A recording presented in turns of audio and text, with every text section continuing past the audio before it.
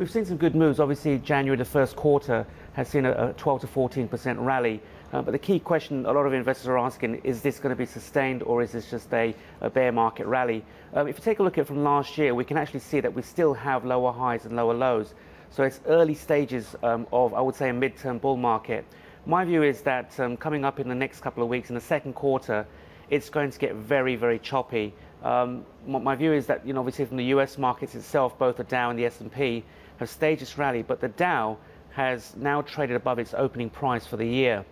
Is there anything unique about this rally? Because if we look at the gainers, there have been some of the beaten up names, and investors getting back into them think it might just be a bit of bottom picking going on at this point. Yeah, a lot of traders are looking at stocks. They're looking at all the big players. I mean, the financial sector, the banking sector is still of concern. That's going to be a heavyweight.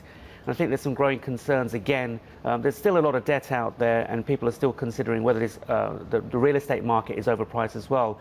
So it's not just the stock indices, actually it's the global economy, which is concerns from Asia to the US markets. But on the Dow and the S&P, my view is that we're actually hitting a wall. I did point out last year in November that there was this key timeline that we were hitting. We saw a very weak opening in January. We sustained that move to the downside, and we've now seen this rally. But we're just pretty much just 100 to 200 points away from hitting another wall of resistance, and the future's already trading lower to show that we're going to head lower. Is there any sense of deja vu around what you're saying now? We've been saying the same time last year, granted the lows were not as deep as the lows we've had this year, but is there any similarity in the trading pattern because of the seasonals? The seasonals come and go, and sometimes they work and sometimes they don't. Or sell in May and go away. Are we sort of setting up for that pattern again? Absolutely, but then for the last few years we've actually seen some fairly good moves during that time period. There are some very short-term cycles which if we take a look at the chart, it's actually showing that we're actually entering quite a dangerous period coming up towards the end of April.